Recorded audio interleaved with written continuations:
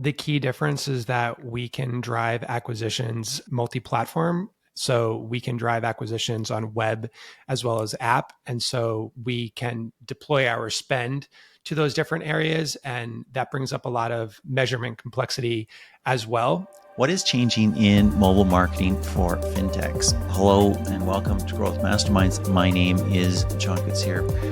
Fintech is still a pretty crazy space. The funding and valuations might be down a little bit, but growth is still high at 21% CAGR.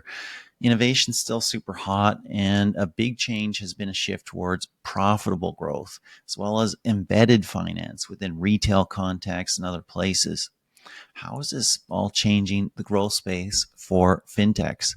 To chat, we have the growth marketing lead for Self Financial. His name is Paul Kovalski. He's also a podcast host running the Efficient Spend podcast. Welcome, Paul. Thank you, John. It's great to be here. Awesome. Hey, maybe you'll guest host. You ask the questions, I'll answer, because I'm an expert in fintech UA. Yeah, for sure. Let's start right here with a pretty general one. It's been pretty crazy in fintech through COVID and beyond. What's the ride been like over the last few years? It's been quite a roller coaster ride for sure. There's been a lot of changes in the macro environment. Obviously, I joined Self, where I'm at now. We're a credit building platform. I joined them in June 2020, so right in the early stages of COVID, and kind of rode that out, and then came out of it. Have been through things like the Silicon Valley bank collapse, challenges there, challenges with competition, and new folks coming into the space. But it's been really intellectually stimulating and a fun ride as well. Exciting. Yeah, I mean, that's kind of something you wish for in a job. I mean, unless you wanted to be a bureaucrat, unless you wanted to be a night guard at the museum or something like that, right? You wanted something that was interesting and changing and challenging. And so that's pretty awesome. I mean, fintech has been one that's been specifically like that because, as I kind of mentioned, I mean, we've seen the rise of neobanks, right? That's been a big shift.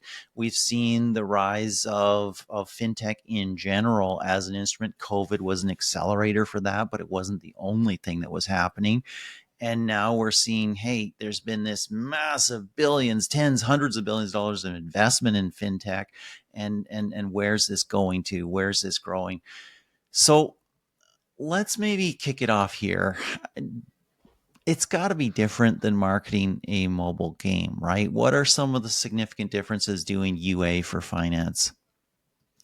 I would say the key difference is that we can drive acquisitions multi-platform. So we can drive acquisitions on web as well as app, and so we can deploy our spend to those different areas, and that brings up a lot of measurement complexity as well. Of course, when you're running a multi-channel media mix and you're doing things like TV or direct mail or out of home, you're kind of looking at a bunch of different buckets to see what the most efficient spend is.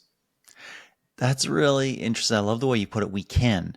And then you added but that means we have to, right? I mean, you can do it multi-platform. And that's a great thing. It's a wonderful thing because there's efficiencies to be gained there. There's some cheaper marketing. There's also other places to go, but it means you need to be able to measure cross-platform journeys. You need to be able to do things that if you just are fully 100% mobile app, you don't even have to think about unless you're trying to market on the web because you see some cost benefit there.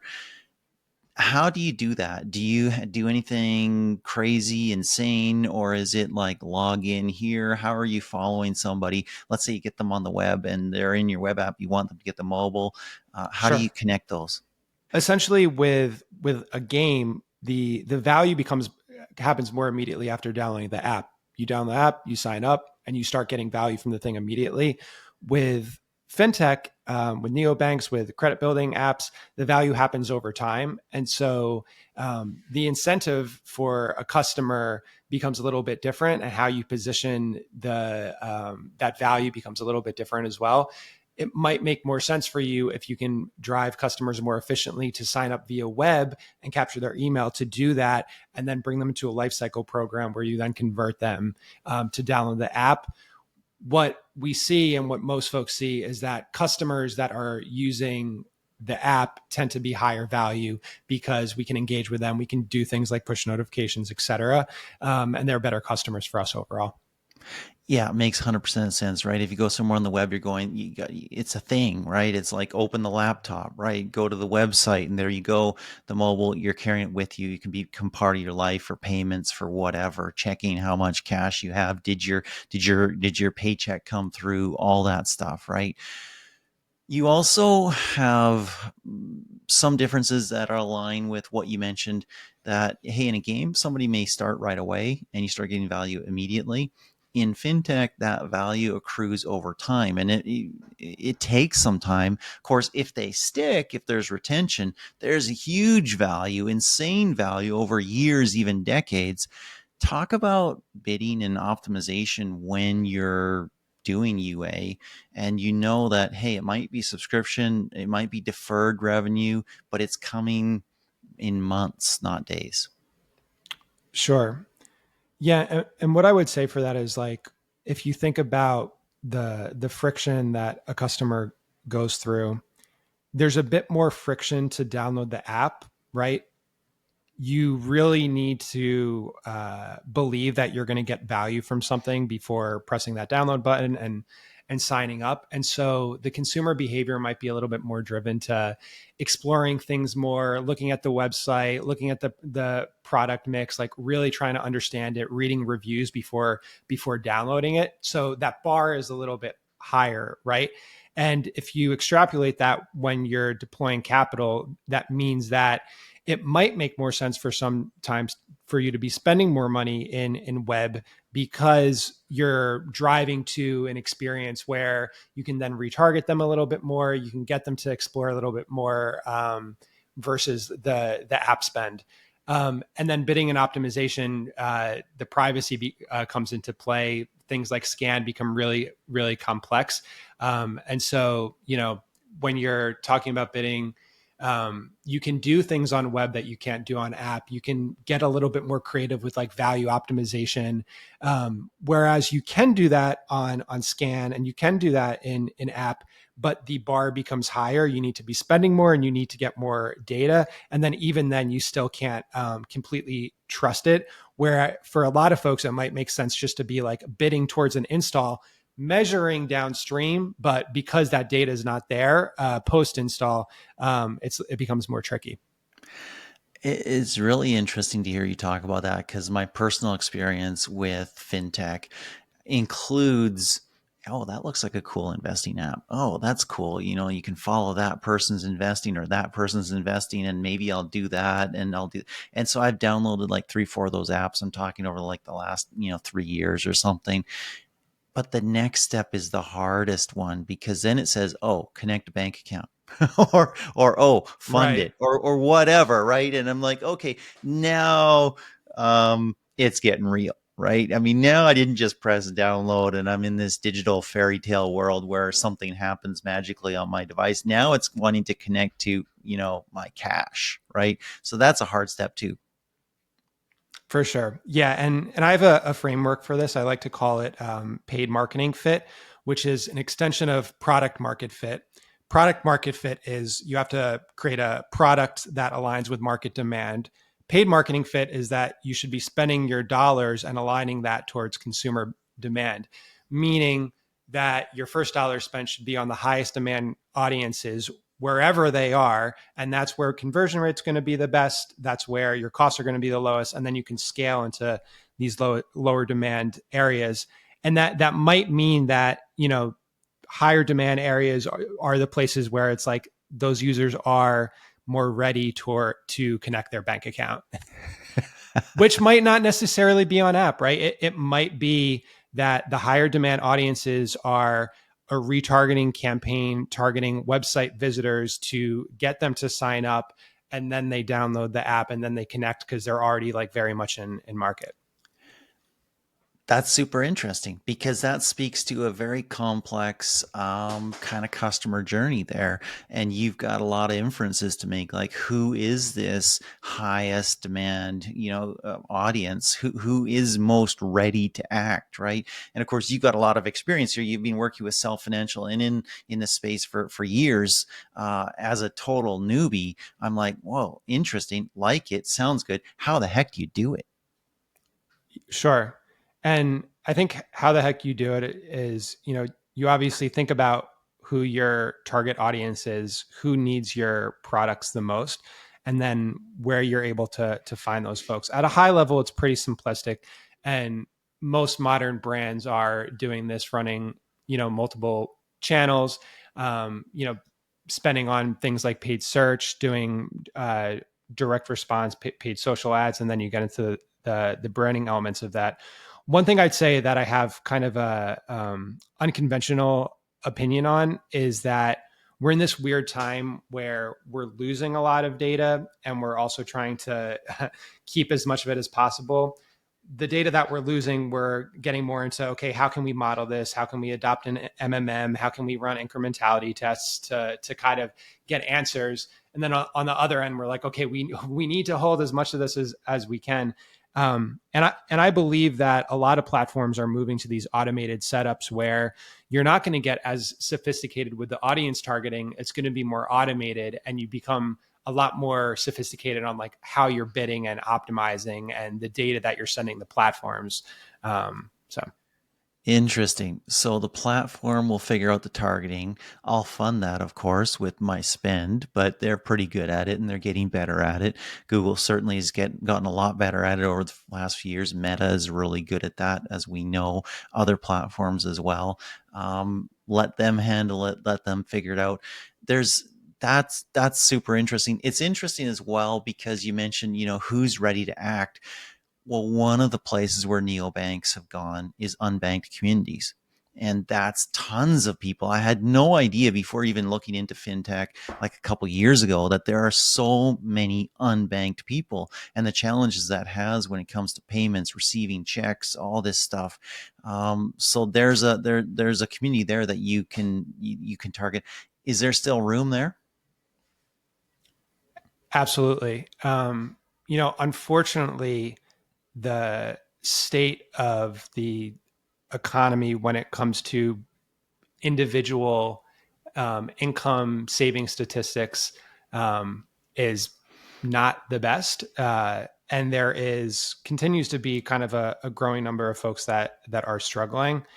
There is a lot of legislation and policy to prevent advertisers from, targeting in the wrong ways and inappropriate ways, which is great. And there's still kind of work to be done on that part. From my perspective, it's really putting yourself in the mind of that consumer and what they really need, and then speaking to them in a compassionate way about that, and maybe sometimes also in a humorous way too. One of the things that I found that has worked really well for talking about maybe more stressful topics or things like that is adding a bit of humor, a bit of levity to the ads. So, for example, you could talk about, hey, are you struggling to build savings, and make it really sad and emotional and this type of thing. Or you can make it a little bit of a joke. And sometimes when you use humor, that could be really helpful. So I think it's always helpful to use humor when you want to capture attention and interest. And if you can do it well, I think there's huge rewards. There's also massive minefields, and sometimes it can blow up in your face. But if you do it well, I think it's a massive, massive thing. And I think it's an underused methodology in advertising across the board, not just fintech. But you have a lot of legalities, and you kind of touched on that. If you're in housing, credit, or employment as an advertiser, there's legalities you need to think about. We talk about that. yeah, I think folks that are in the industry would know how complex it is, because there's different levels of kind of policy interpretation. So maybe at like a core level on an individual in an individual brand, you would have your own compliance department that is looking at policy, interpreting it, and making decisions about what type of messaging you can do, what kind of things you can go after, and you have a relationship with that you have to work with your compliance team because me as the marketer, my stance is I want to say everything, and they Yep. are going to hold me back. And so I think there's you know you really need to have a collaborative effort there and make sure that your interests are aligned. But then, even more broadly than that, you have individual channels that have different interpretations of policy. For example, Facebook, you can designate yourself as a credit advertiser. You do so on the campaign level. So you can create campaigns that are not designated as a credit advertiser that have different kind of restrictions that are lifted. But then there's places like Twitter where on the account level you're restricted, and so that plays into it. So there's all these very weird like structural things that you look into, and then also your product mix. So for example, with Self, we have products that are credit related that require you to take out a loan and things like that. But then we have a rent reporting product, which is not a credit product because you are Mhm. not taking out a loan, you're just reporting a payment you're making to the credit bureaus. And so those have different policy implications, both from compliance and also from the individual channels, which is interesting. And then you kind of start playing that game of like, okay, I can use this product here and optimize towards this thing. And like, it's a fun, yeah, it's a fun way to look at it. But Fun isn't the word I would use there, but yeah, I can get the complexities. I mean, as I'm thinking about it, there's a reason why there's been so much investment here. There's a reason why there's been so much innovation here. This is a multi-trillion-dollar market, right? There's a lot at stake here. And that's why you see the rise of the neobanks, and that's why you see all this innovation, but it's not easy. It's got its massive, massive challenges. I kind of wanted to take a step back because I should have asked you a question. We were talking about marketing on web. We were talking about marketing on mobile. Can you talk about the split that you have there? On web, you can do a lot of different things. You can send to an experience which is very immersive and very rich and very detailed. On mobile, it's a different beast entirely. But if you get somebody, they could get up and running like instantly. Do you have a sort of a split there? yeah. So what I would say is there's different benefits to different things. The major like drawbacks of app based bidding and buying is that you send users to a app store, and if you do not capture their install, there's not a really effective way of retargeting those folks. um, Hmm. there are ways to create like engagement campaigns and things like that, people that have already seen your impressions or watched a certain amount of your video, but that's also a challenge. And then on the website you can get a lot more sophisticated because you have more first party data to create different segmented retargeting audiences and things like that. um, so I would say that, but then also the what I would say for advertisers that are thinking about like, hey, what product should I be looking at, or like what new things I should be testing. Different channels, different networks have a lot of different value props for the type of ad buys, and some of them really differentiate. So, for example, one of the things that I love about Google app campaigns is that you can serve an ad on YouTube and on your mobile device, and I'm sure everyone's got this. The ad plays on YouTube, and then on the bottom of the screen is a link with the App Store and the number of reviews and things like that. That is a really interesting placement versus maybe something like Facebook where it's just the ad and it's download Hmm. and you go right to the site. So there's little things like that where I like looking for like what is the unique placement and like inventory type that could be more impactful for your brand. And so if you're thinking about that, it's kind of like, hey, do I have really good reviews? And if so, maybe I should be thinking more about these things that like expose that a little bit more in the placement. A little bit of social proof, and that speaks to actually knowing that not just the platforms but the placements. That's really interesting actually, because if you look at app campaigns, you're kind of throwing a bunch of creative there and Google will use it as they choose, but you can kind of direct where it goes by what kind of creative it is. If it's like video and it's a short, then I assume that's how you kind of ensure that it gets shown on YouTube in that kind of unit. Is that correct? For sure. Yeah. And I think that that's kind of the biggest challenge now for the role of the modern media buyer, which is there's all of this automation and we want to use it. There's things like generative AI now.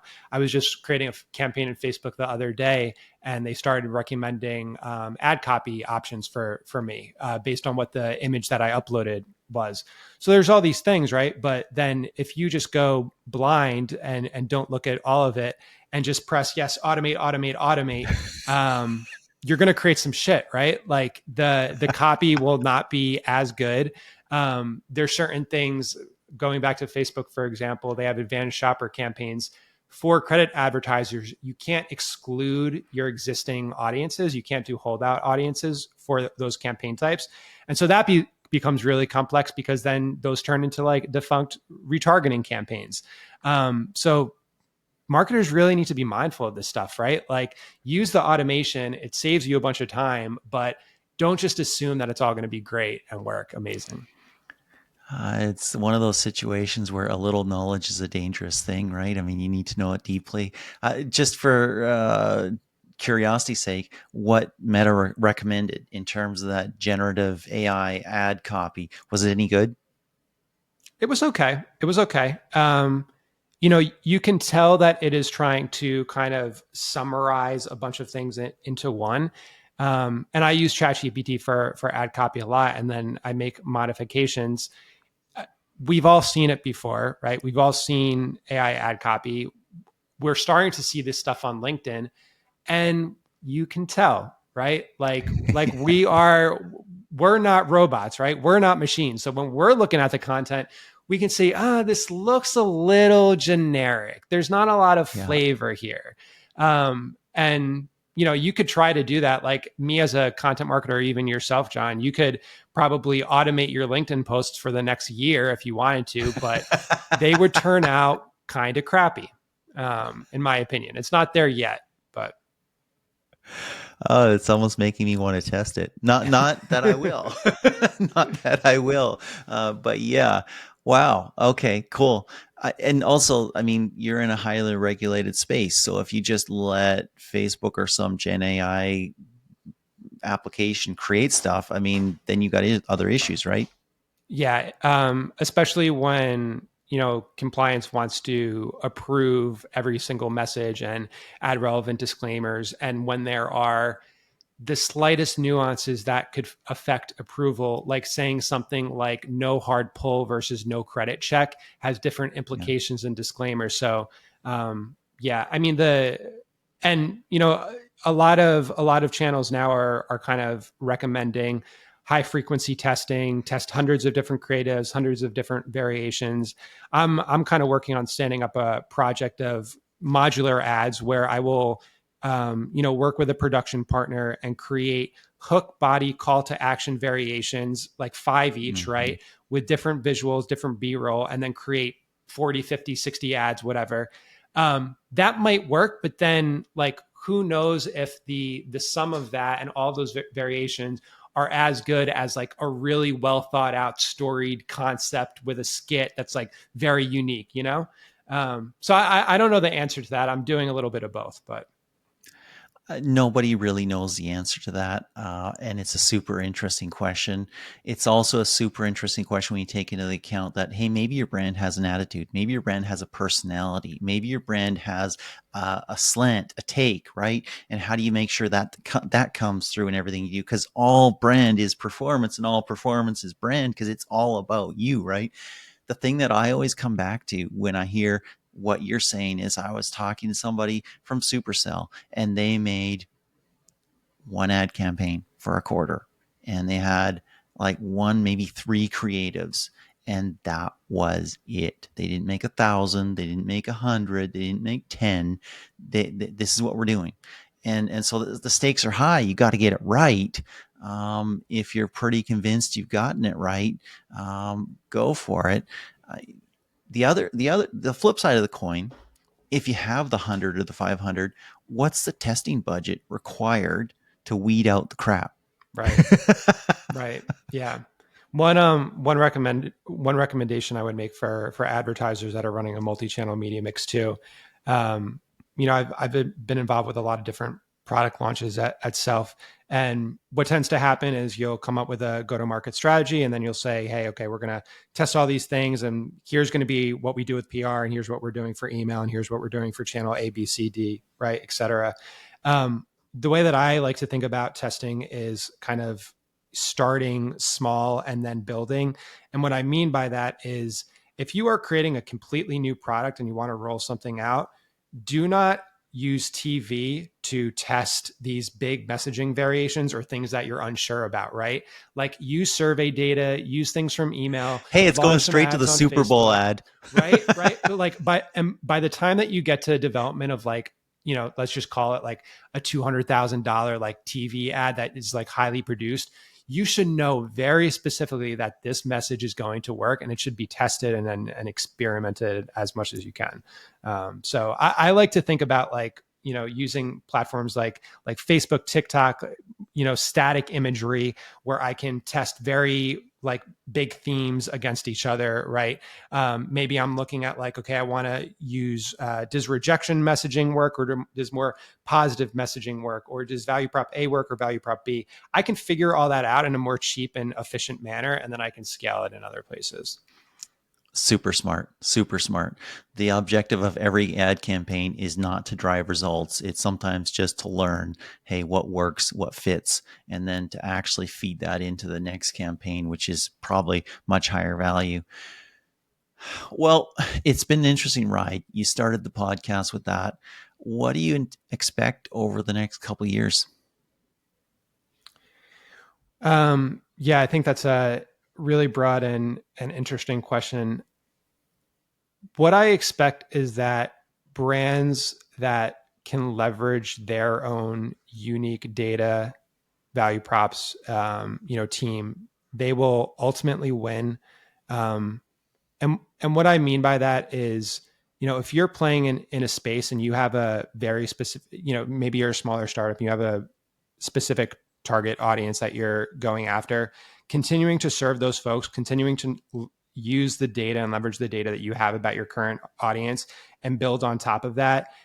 Even from like a technology perspective, like do more things within the data that you have to offer them really unique solutions. I think that's a really interesting thing.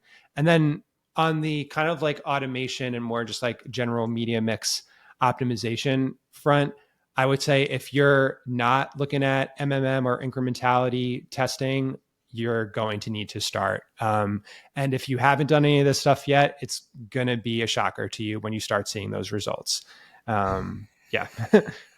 So, and what I hope is, Facebook starting to do this, others are doing this, where we're going to live in a world where you will start to be able to bid to and optimize towards incrementality and lifted conversions. It's not going to be this thing of, I want to see how many impressions I can use to tag a user that's about to purchase anyway. It's going to be like, how can I, get those customers that would not have converted elsewhere? So I think that's really important. That is really important. And of course, that is also really, really hard. I mean, you can make a lot of money doing an ad network, finding people who are going to buy anyways, and, Right. and ensuring Yeah. that they click on an ad and install an app and all that stuff. As a marketer, being really sure that your spend is incremental, that's a wonderful thing. Hard to get there in some cases, but a wonderful thing. Paul, I want to thank you for taking this time. I do appreciate it and appreciate your lens on the world, especially in fintech and on the future. Thank you so much. Thank you for having me, John.